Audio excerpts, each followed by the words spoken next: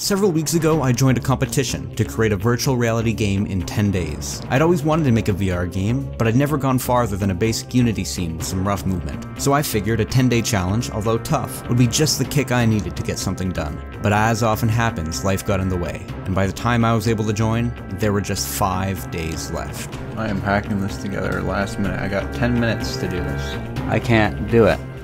This is the story.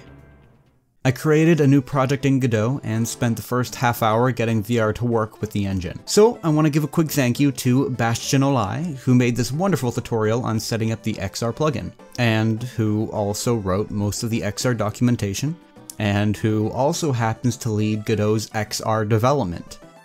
Whoa.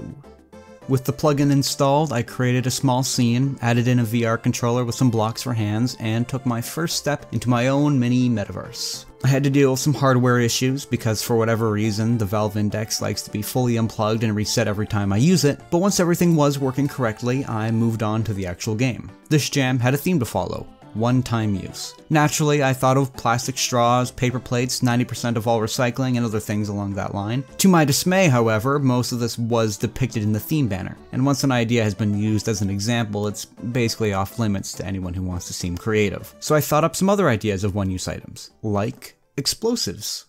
One of my favorite mobile games is called Crush the Castle. It's a game where you use a trebuchet to launch various objects at a castle to destroy both it and the people inside. Some of those projectiles being various types of bombs. If this concept sounds familiar, it's because Angry Birds later copied the idea. And I plan to do the same. I wanted a game where you had a single bomb on a fuse, and the goal was to place the bomb in the perfect position such that it would cause the most destruction to the surrounding environment. There wouldn't be any killing people involved, just good old demolition. For testing purposes, I made a non-VR version of the controller and disabled the XR plugin. Remember that for later. I modeled a funky pink bomb and made the game look pretty via the world environment node. I wrote a script for the bomb that would add a force to nearby objects depending on their proximity, also known as an explosion, and started making various stacks of said objects. Then I met a roadblock. One that I kind of knew I would encounter, but also hoped that I wouldn't.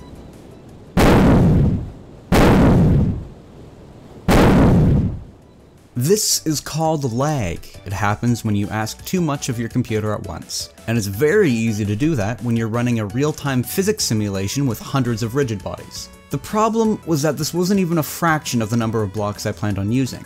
On top of that, this wasn't even in VR, a medium that already requires significant processing power, not just to run, but to run at a high enough refresh rate that the player doesn't get motion sickness. I did some work to try and optimize it, visibility notifiers, lower sleep thresholds, graphical compromises, but ultimately decided that fixing this problem would be a lot more trouble than it was worth. So after 2 days of working on this really cool idea, I scrapped it.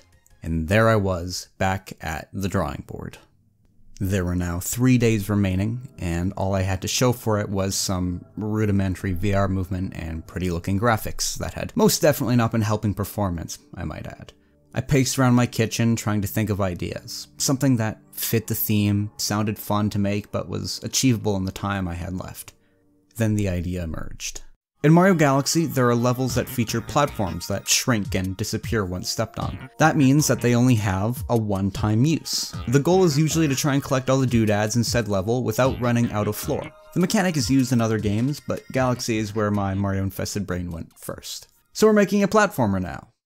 The first thing I did was code the disappearing platforms. Sure enough, they worked. Next, I made a hellscape. I wanted the game to take place in a lava lake, so I spent some time making a skybox in Blender. I took a plane, subdivided it, added in a few layers of noise, made some textures, including a lava one inspired by my main muse Mario 64 DS, plopped down a lava field, wrapped the world around the camera, and hit render. Just like that.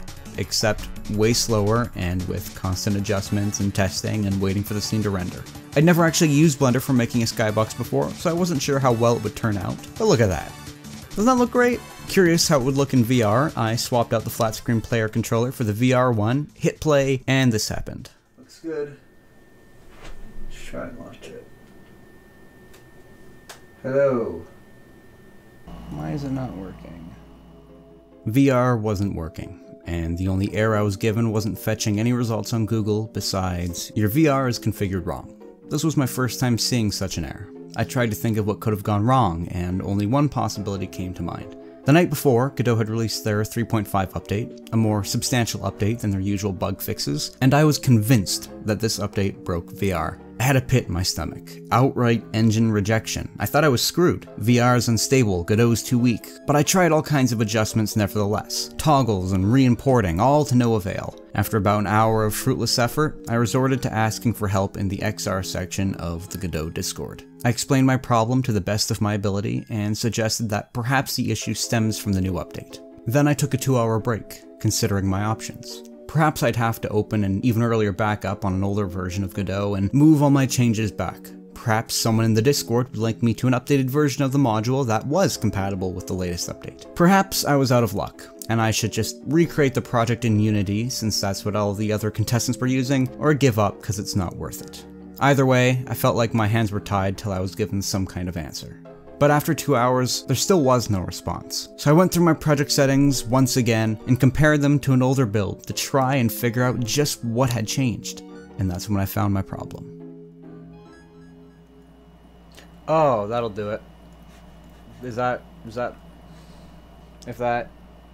Okay. While adjusting the game to work on keyboard and mouse, I hadn't simply unticked the status box in the plugin menu, I had disabled the entire library in the GD native section. Say it with me now, Owa Tafu Liam. I went back to Discord to leave a little update on my situation and, in lighter terms, explained that I was an idiot. Not long after, my follow-up message received a response. It was a simple thumbs up emoji, from none other than the XR guru himself.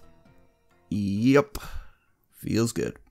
But my shame didn't last long. Once I'd put the VR headset on, I found myself genuinely awestruck by the scene that I'd created, and I couldn't help feeling proud of this atmosphere I'd manufactured. Then I spent a few more hours working on the movement. Since this was going to be a platformer now, and a VR one no less, I had to make the movement a little more tolerable.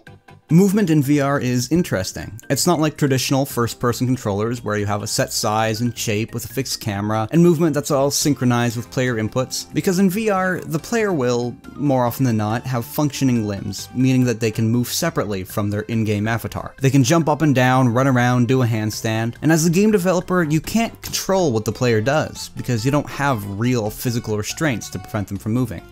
Yet. So you gotta get creative. In games like Gorilla Tag, your movement is always cancelled out, so while you're free to do all kinds of gymnastics while playing the game, the player model isn't gonna move anywhere until the arms start swinging. But my game was going to be a more typical platformer. No cool arm movements, no teleporting, just a regular old platformer that you happen to wear on your head. The first main issue I had to deal with was collision. Because the real-life player can be in a different position than the player node, I had to make sure that the collision capsule was always located at the XZ position of the headset, and not the player node. Otherwise, it will cause a clear disconnect where, for example, the player sees himself landing a jump, but because the collider is elsewhere, they appear to clip through the floor and fall to their death anyway. The solution I used worked fine at first, but because the player's origin was often offset from everything else, it ended up creating a pretty serious problem that I'd have to deal with later on. But in the meantime, I was none the wiser, and it was the end of day 3. I had just 2 days left to finish. I started my day with a good old-fashioned to-do list. Well, first the coffee, then a to-do list. Mostly a textures and 3D modeling to-do list. The aesthetic I was going for was creepy old bricks and medieval towers. Here's the Shrek Bridge scene. So I made some brick textures. I did quite a bit of messing around till I'd created this sort of shiny, uneven tiling that I used for the floor, and then I made more traditional brick textures for the walls. I later learned that you can use GIMP to generate normal maps for textures, so naturally I did just that. Then I started making the actual models. I made a simple crystal collectible based on the colorful bomb from before, then I made towers based on the general concept of tower, really. I didn't have anything specific in mind. And I made a few variations. The biggest variation was this tower, with a full interior and something resembling a ceiling. I used this little area to introduce the player to the world and provide an intriguing monologue to start their adventure. It was a little too dark inside the tower, so I created some lanterns and sprinkled them about. I also spent a long time messing with shader code. I wanted to get this lava shader working in such a way that it would flow while also being scalable, triplanar in world space, and able to fade into the distance. sides, so that you couldn't easily tell where the lava ended and the skybox began. This went through a lot of trial and error and googling, but never ended up quite where I wanted it. One of Godot's cool features is that you can take any regular material and convert it into shader code to play around with. The problem was that I didn't understand a lot of the math in said shader code, and I didn't really have time to learn it. Despite this, I think the end result turned out okay. I finished the day with some late night level concept illustrations, then went to sleep, confident that I could get everything else done on the final day. Now it was August 7, and the jam ended at 8 AM on August 8th. With the models almost complete, all I really needed were levels and a volcano. Let me get back to that. The last tower model I had to create was a gate. This would block the end of each level and ensure that the player collected all of the required gems before proceeding. I also needed to make sure that the player couldn't maneuver around the gate, so I created an outer wall to complement it. It went from being a simple oval to a flame-like pattern to dangerous looking spikes, and in-game, this looks very cool. But before I went any further, I decided to playtest the game to make sure that it actually ran on other people's devices. So I sent it over to Derek and had him stream his screen to me. All seemed to be working. He could load the game, jump around, die, respawn, and complete the test level. The only issue we noticed was that the "you died" text didn't seem to be following his head properly, which was a simple fix. However, something else struck me as odd. He was able to get across the platforms just fine on his first go, but after wandering around the environment a little and heading back, he seemed to have a little more trouble making jumps. Almost any time he would turn to realign himself, he would slip and fall into the lava. I'm not even sure if he noticed this at the time, but I definitely did. And later, while playtesting the first level, the same thing began happening to me. It didn't take long to realize the problem. Oh, I didn't even make us rotate around the thing. I didn't even make us rotate around the thing. Let me explain that in a lucid way. Remember how I set up the player controller so that the collider would always go to the player's location even if it meant being offset from the player's node position? Well, snap turning was still using the player's node position as its point of rotation, meaning that if I wasn't standing exactly in the center of my play space, I was being swung about like a merry-go-round. This meant that if a player decided to adjust their rotation, it was highly likely that they would end up being unfairly thrown from the top of a tower or teleported into a nearby wall. I remembered facing a similar issue when I tried setting up VR in Unity, and in that scenario, I used a function called rotate around, where you pick a location and rotate around it. In my case, the location was that of the headset. So I searched for a similar function in Godot, and lo and behold, there wasn't one. So I was going to have to figure it out myself. It took me a little while to be able to visualize the solution, but it made a lot of sense once I could. Let me explain. First, I find the vector distance between the headset and the player node, X and Z only. Then I offset the play space location by that opposite amount, thus cancelling any movement. Next, I move the base player node containing all of the other nodes in the same direction of the initial offset and rotate it. Now, instead of the headset and its collider always being offset from the player while the play space remains in the middle, the player and collider are always in the middle while the play space gets shuffled around, sort of like a treadmill. This took me about an hour to fix. I kept getting all of my translation spaces mixed up. Global, local, loco. I kept comparing the wrong ones and wondering why I was getting weird behavior. On top of that, I had to be considerate of Godot's very particular physics system that could easily crack if I put something in the wrong place, or called the functions in the wrong order. But with that little conundrum out of the way, I no longer had to worry about player movement. Then I remembered I didn't have proper hand models, so I made these robotic bird claw looking things in Blender and spent way too long trying to align them to the player controllers. Why metal bird talons, you ask? No clue. I was sleep deprived and probably thought it was cool. Now it's 2 in the morning, and I'm making levels. Since the theme was one-time use, I really wanted to emphasize the fact that these disappearing platforms don't come back. So I made some puzzles where you have to carefully choose your route or you'll end up stuck and unable to continue. And I designed the progression of the levels to slowly form a sort of arc leading up to a volcano. Why a volcano? Well, it's because volcanoes are really cool. And the idea of going into a volcano, obviously dangerous, but still undoubtedly cool. That's why. I'd been putting off making the volcano till I was sure how I wanted the whole scene to look. But at this point, it was 3 in the morning, and I realized that if I didn't add in the volcano then, I probably wouldn't have time to do it later, and I'd end up feeling regretful when I published the game. So I made a temporary volcano to gauge the necessary size and shape, and brought that into Blender for remodeling. I had a few key sources of inspiration, both from real life and from video games. Yes, Mario 64 DS again, but less so for the outer design. That mostly belongs to Mario Party DS, which features a big desolate volcano with a stream of lava and a massive plume of smoke. For whatever reason, it's my brain's default idea of what a volcano looks like. I set up the interior with walls of lava and a little safe patch on the ground to mark the ending of the game. I had some cool ideas for this area, but had to dramatically simplify due to time constraints. I followed a Mrs.'s tutorial on making fire particles and then messed about with the settings to get the look that I wanted. Then I added in some music from the YouTube audio library, and oh yeah, this is cool.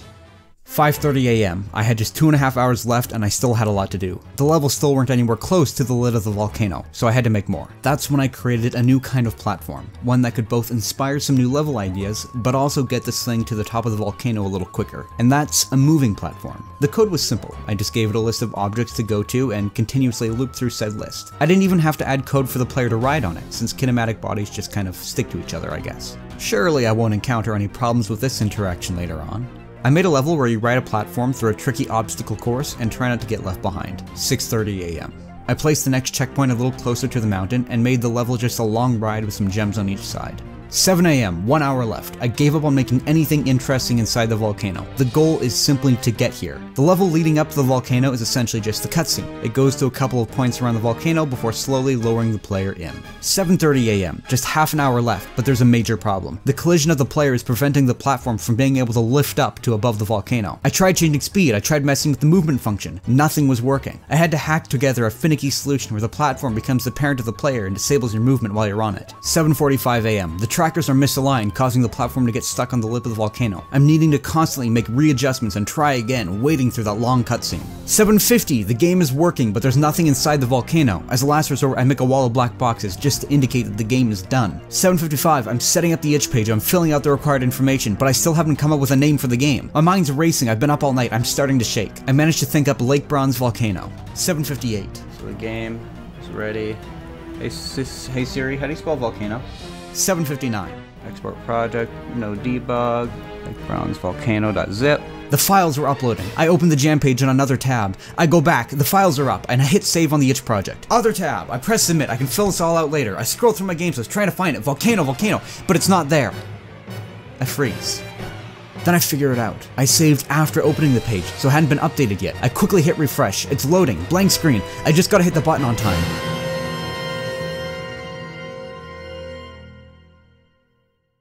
But it was too late. 8 AM. The jam was over.